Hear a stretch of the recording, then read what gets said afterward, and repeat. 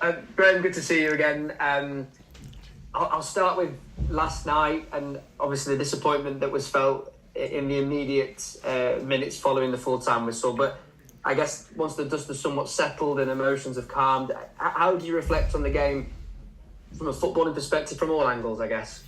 Well, the footballing aspect is the most important thing. I think we gave a team that's in a good vein of form at the moment the perfect start, and they built their wall around it basically. And when I watched the game back last night, it was a difficult team to break down once they got that goal. And obviously they got it in the first minute. I thought we didn't really take advantage of the spaces quick enough in the first half, but once we got to half time we obviously made the changes, but they changed their tactic. Well, maybe not change their tactic, but just become determined to completely sit as deep as possible around the box, and they did it well. When I watched it back, there was chances for us to put good balls in. We did put good balls in at times, but they defended. So sometimes defended well, and sometimes you have to give the opposition credit for how they did that. But my responsibility is to get the best out of our team, and we just shot ourselves in the foot really early with a really poor goal. We've looked at that with the players this morning. The rest of the game sort of followed the script of a game of an away team sitting extremely deep, packing bodies around the box, and making it difficult for them to break down. There was no real big spaces for us to exploit. All the spaces was in front of their team. We wanted to get in between their team and behind their team to score the goals, and we just didn't manage that target really. I know when I spoke with you after the game that you said that you weren't going to speak really to the players until emotions had calmed and you'd gathered your thoughts. So given that we're 24 hours on or somewhat anyway, what has been the messaging today from yourself to the players in the following meetings that you've had? I just spoke to them all about, I asked their opinions really, and their question. I gave them a couple of clips that sort of indicated our mindset, and the kick-off was the one, them getting a corner from the kick-off and how deep we were. I couldn't really explain that. We'd seen it maybe in the Doncaster game at a certain action in the first half. We didn't see it at all in the whole Accrington game. We were fully committed and front-footed the whole way through. And then we start the game in that fashion, and we don't give ourselves a chance to sort of build into the game, by conceding so early.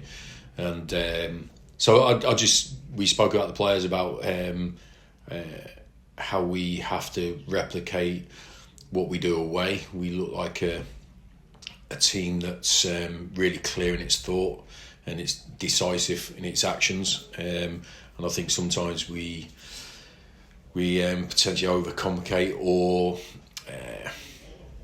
have a pause before we do something at home. There's like almost an element of weighing it up, and I think us at our best is complete instinct, fast, aggressive, just playing as we see it straight away, and that's to do with the speed of the game, speed of the thought. It's difficult to do it when any set piece, or restart, throw in, free kick, the opposition get absolutely slow it down to a snail's pace. But certainly when we have the opportunity to speed the game up, then I don't think we did that enough in the first half. We did in the second, but by then I think it had been set what the game was going to look like. So I was trying to get more of a feedback from them as well about how they feel going into games, and going into, is there a contrast between our home and away games? I don't know how much you can say from those meetings. I completely respect the privacy of the changing room, but generally, what were the feelings, if you can say, from them? Yeah, look, I can't go into details because it's something that we have to work on and improve. So I don't want to highlight any weaknesses or that we feel within ourselves. I think the analysis of the opposition will always try and find those weaknesses, but we're certainly not going to highlight anything that we feel we need to improve on. But what I always find with this group of players since I've been here is when we have to respond, when we ask them for honesty, when we talk to them about these things, that they are honest, they are trustworthy, they are determined to win for this club and to be successful for this club. But it brings many challenges. But what I'm trying to help them understand is we're all on the same side. We all want the best for Bradford City. So we have to find the solutions to any problems that we have. Is it mainly when you're looking at those solutions? And of course, we shouldn't forget that this was a defeat on the back of a really good run of form in the league, yeah. So it shouldn't be a universal issue. Yeah. But when kind of solving those solutions in your mind, are you seeing more psychological areas of improvement as opposed to ability, physical output? I think the psychological side of football, it underpins absolutely everything. Your fitness, your tactical understanding, your commitment, everything. It all starts in here, all of it. And so that's something that we will constantly talk about and try to help improve and strengthen, because it is about having a strong mind and a coercive mind that knows what it's doing. But you're right to mention that it was a bolt out of the blue, that result, considering our run of form. That's been really good.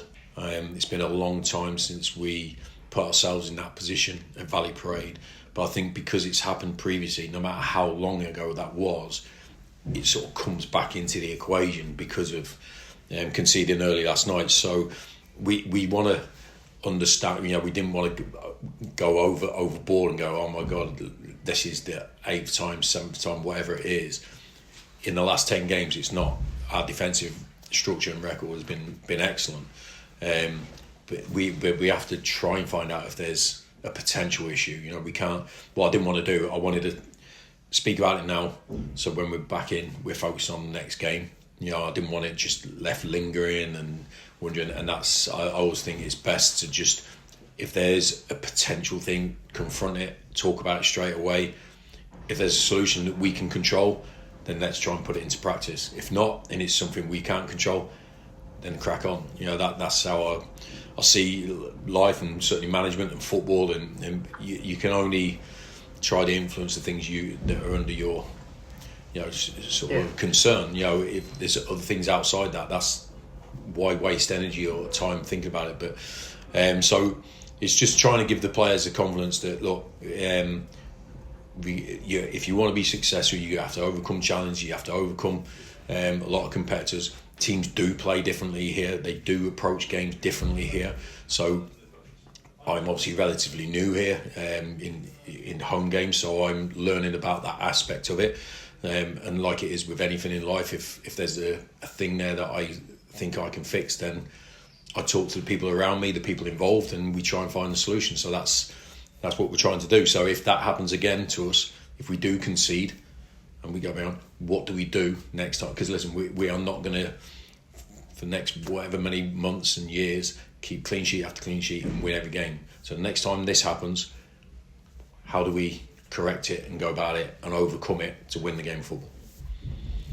And that's it, isn't it? I mean, everyone's playing the same game, a game of football, but each club has their own unique difficulties, challenges, problems to solve, and each club has their own respective histories as well. And I just wonder, as someone, as a manager who's worked at different football clubs, when you inherit a club with its own particular challenges and issues to overcome, how important it is to have that overall general perspective. You talk about just reminding the players that this was a bolt out of the blue, 6 games of good form and then just one defeat. How important is it to have that perspective when you balance it with, I guess, the own respective issues that you inherit from a particular football club? Yeah, it's important you have that perspective, because look, it's football can be a roller coaster at times, and I think the last 2 games has been a roller coaster for us. The highs and the lows, but we can't afford to let that happen to us, and sometimes we do take a step back and go, okay, you can't. We don't want to sugarcoat the disappointment we felt last night and ignore it, but also we've got to take it into the bigger picture and say, well, our last 6 games have produced this, so let's not blow effing out and be defeatist and negative about it, but let's be honest and actually confront anything that we need to fix. And that goes from week to week. It's not just on the back of a negative result. That could be on the back of a positive result. Yeah, that was great, but look, we just need to improve this before it becomes a problem. So we're constantly analysing and stuff like that. But every club, I think, has its I wouldn't say challenges or nuances or different variables, and it's how you frame them in your own mind. For me, you can either look at it and go, well, 16, 18,000, the pressure of that, or you go 16, 18,000, brilliant, that's what I wanted to play in front of when I was 8 years old. It's how you look at that scenario and situation. So we talked about the uniqueness of Bradford City in League Two and the size of the support and that, but we all sign up for that. We all want that. That's why we come to Bradford for that. But it comes with a responsibility to be able to perform in front of that. So it comes at a price. If you want to work for a club with a big backing and have the support, the excitement, the backing, and the sort of the adulation or whatever, it comes at a price. You have to understand it. It's not all one way, so we have to produce for that. And so that's I would just say it's how we reframe potential issues or things that are there into a positive sense, or one that we can control. And that's what we're trying to do. Is right. What can we control when we play at this stadium? If this happens, well, this is what we can control. So that's what we'll focus on. And if there's something we can't control, forget about it.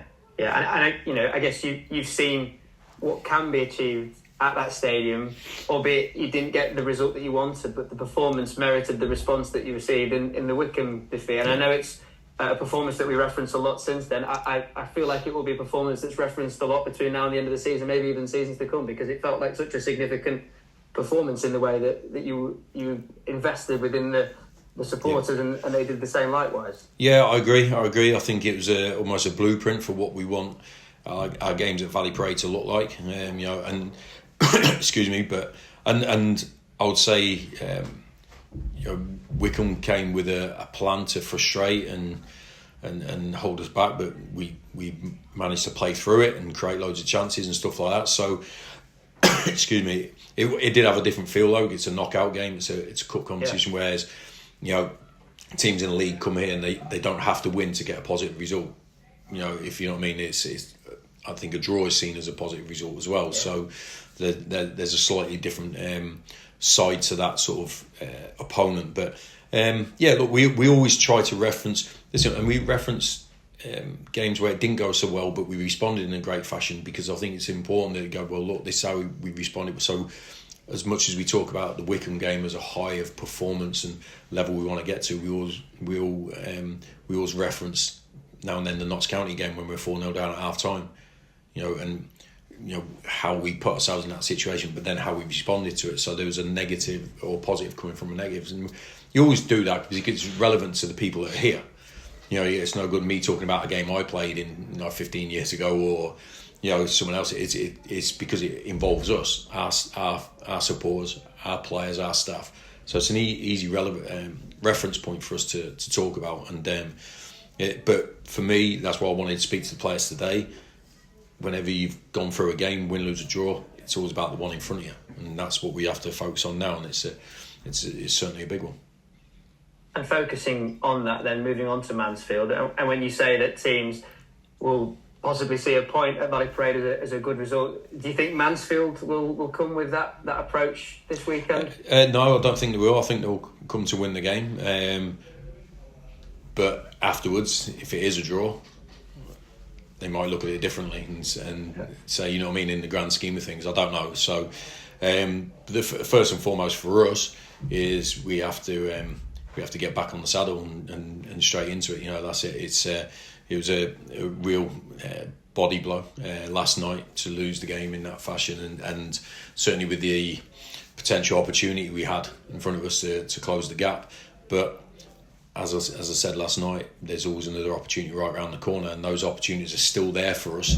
So we have to keep believing that we will put this behind us, that one result, regain the form that we showed in the previous 6, 7, 8 games, and get closer to where we want to be. But we can only do that by getting a positive result on Saturday. And just final one from me on the team news front, Graham. I know we've spoken about Matty Platt, and I think the hope was that he might return to full training this week, or at least be back out on the grass. Just what's his situation? He hasn't returned back to full training. We had the lads who didn't play last night. We trained today, but Platty was doing his own stuff with Alex Patterson and the medical team, so he might have a bit part on Friday in our training, but he won't be available to train fully with us until after the weekend, unfortunately. Thanks, Graham. Appreciate it. Okay, thanks, Jamie. Hi, Graham. Hi, mate. You okay?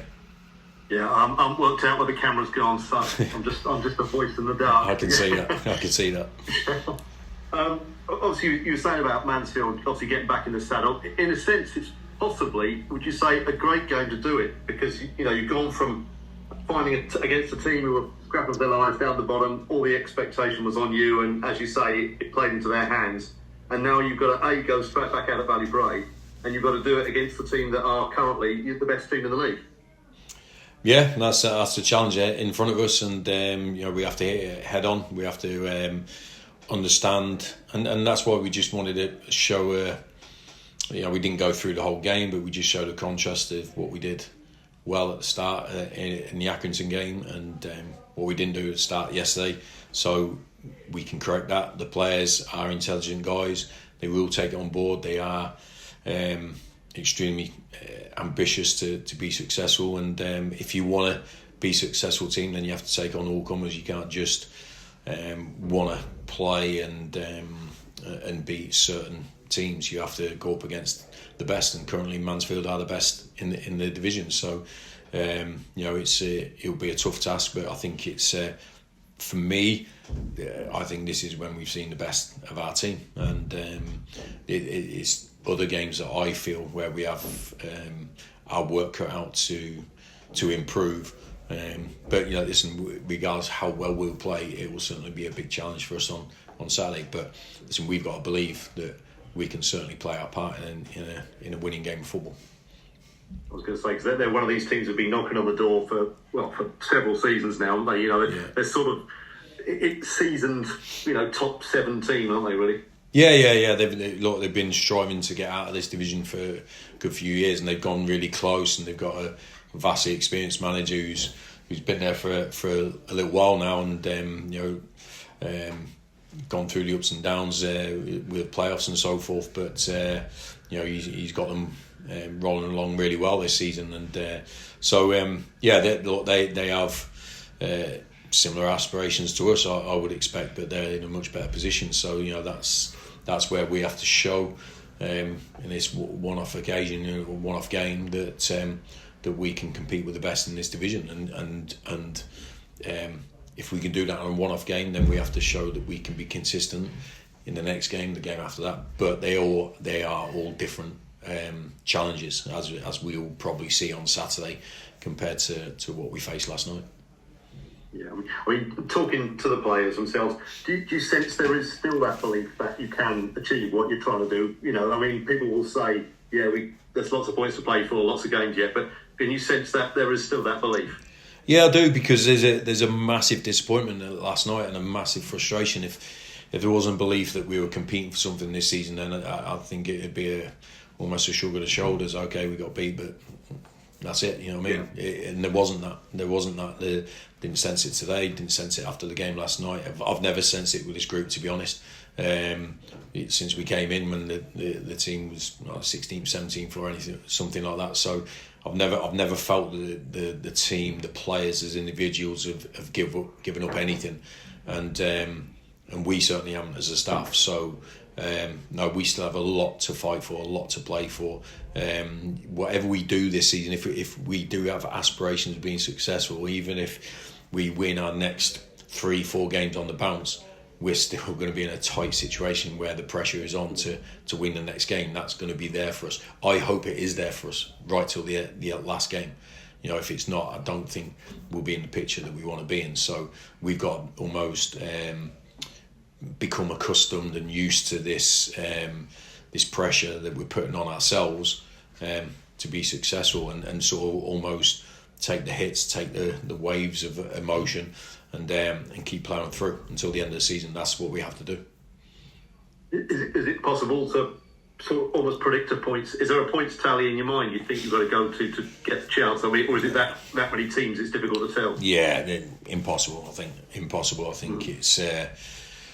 I don't think it is, to be honest. And to be honest, I don't think it's relevant for us, to be honest. Even if there was a line where we go, this will definitely do that, we've just got to focus on the next game. If we start doing that, going, we might get 3 here, 1 here, 3 there, you're just not focusing on what you need to focus on. That's what your action is, what your job is for the team, what your responsibility is for your teammates, for me and my staff. So for me, if we start looking at that and trying to imagine that, then we're torturing ourselves in one sense, because you can't tell the future, and the only thing we need to focus on is how do we get 3 points on Saturday against Mansfield Town. Yeah, and last night obviously there weren't loads of positives, but Jamie Walker coming on, playing a half, he looked bright in patches, didn't he? You can sort of sense the Jamie Walker you want is coming back, isn't he? Yeah, look, he's missed 3 months of football and training, to be honest. He hasn't been training with us that long. I think it's probably, if we were at an earlier stage of the season and had a lot longer left, his return to play might have took another week to 10 days. But the games are running out. Jamie's absolutely desperate to help us be successful. So he's not up to full match speed or preparation, but neither is Tyreek. Probably that was his first 90 minutes for a long time. So, but they're both creative players. They're both really good attacking players for us. They're great options for us. But we just have to give them the minutes, or to get up to speed, because we know how valuable they are to us and how creative they are. So, the more players, I think we finished the game with 2 defenders on the pitch the other night, because we had Tyreek at left back and we had 2 wingers. It was just as much attacking threat as possible, and we'll always put teams out to go and attack games. And Jamie Walker gives us something that we've missed for a couple of months, probably because he's slightly different from any other player in our squad. I would feel. And there was one instance when he sort of nicked a ball on the halfway line. You thought, that's the play you love, isn't it? Yeah, that's it. He's got a great sense. We talk about that a lot. He's got, we're an aggressive team. We press a lot, and he's got this natural intuition to understand which side the opposition player is going to take the ball, and he sort of changes his angle of press right at the last minute, and he's just got that natural timing and understanding of where the ball's going to land and where the player's going to take it, and his timing of just arriving when they can't see him. So that was him all over, and it was a great pass through to Tyreek, who had a really good shot at the end of it. But Jamie was a real bright spark for us when we first came in. Unfortunately, we lost him for 3 months, and it's great to have him back. So fingers crossed he stays fit for the rest of the season. And very briefly, I was going to ask about Tyreek. Is it a case of he's not having to? Is it a little bit of a pain barrier he's having to sort of play through at the moment after the whack he took at the weekend? Yeah, it's that, but that's not our real concern really with Tyreek. I think the pain management is something that a lot of players will go through season to season. It's a physical sport, and you're always going to be carrying some bump or other. It's just his lack of actual game time, because he's an explosive player. His data is through the roof, in training and games, and it's making sure that we don't lose him again, like we did when we brought him in. So we just got it's more that exposure to full matches and how he plays, rather than a little bump on his foot. That's not more a little bump. I'm doing it a disservice, but a sore foot. Great stuff. Cheers, Graham. Thank you. Thanks, mate. Hi, Graham. Hello. Hope you well. I've got so many questions. I was just sort of wondering, without brushing it under the carpet, obviously disappointing, but it's important to remember you've still got a quarter of the season to go. I mean, if you're going to have a little blow, it's not going to knacker your season. You've still got just enough time, haven't you? Yeah, look, that's how we have to see it. It's not fatal. It's a disappointing one. It was an opportunity I felt for 3 points, which we made it extremely difficult for ourselves. But it's not fatal. It's only fatal if you imagine it to be and allow it to be in your own mind. Yeah. But if you've got a positive outlook and you see nothing but opportunity in front of you, then you've got a chance of creating opportunities. That's how I see everything, and that's certainly the case for us. I think there's no teams that are putting in massive runs of form, like long 10, 15 games, to suggest that we can't be one of those teams competing for the playoffs come the end of the season. But there's a lot of work in front of us, and so we're just trying to focus on the next bit of work we have to do, and that's Saturday's game. You're big on attitude, good characters, that sort of thing. I suppose at this time of the season, it's even more imperative, isn't it? It's massive, isn't it? Getting that right attitude at this sort of point of the season, and not having excuses, that sort of thing. Yeah, that 100%. I think that's why I'm big on it. Even when we recruit, when we do pre-season, that because I know what challenges come ahead in a season of football. And there's times where it doesn't go your way. You'll expect criticism, take criticism. You'll be unlucky sometimes. It's going against you. And do you turn into a victim, or do you just actually try and deal with it and crack on? And this comes from the mind. It comes from a mentality that you can encourage and garner within a squad, but you certainly need individuals that represent those best qualities at all times. And I 100% feel we have those players without a shadow of a doubt. And I will always support those players in the work, because I never ever have to admonish the players or talk about their effort in training or games. It's not through that, so we just have to help and guide them to be the best version of themselves. I was just going to ask you finally about the pitches, and a lot been said about it. Is it almost you've got to treat it as like a banned word almost, because it becomes so debilitating, doesn't it? People can sort of reference it, and you just got to try and blank it out totally, haven't you, really, and just deal with it, and that's obviously what you're trying to do. Yeah, well, it's just another challenge. That's the thing that we talk about mindset, because you don't know what's going to be thrown at you. You go to a game, it's called off. You go to another game, it's called off. So where's your mindset? Are you still doing the right things? Are you still professional? Are you still preparing yourself for the next game? And it's like that. You can look at the pitch and use it as an excuse, or you can go, well, actually, I'm just going to make the best of it. That's it. It's how you reframe everything that goes on in your life. And I just don't want us to be a group of people that look for excuses and without taking our own accountability and responsibility for what we can do and what we can do better. It's like what I was saying earlier. We cannot control the pitch, so let's ignore it and just crack on with how we want to play. There's loads of circumstances why it's done that. It's no one's particular fault. So let's just forget about it and crack on with playing football. I'm sure all our players, including myself, in our days, have played on absolute cabbage patches as kids and played there for hours on end, enjoying our football. So let's look at it that way rather than the negative side.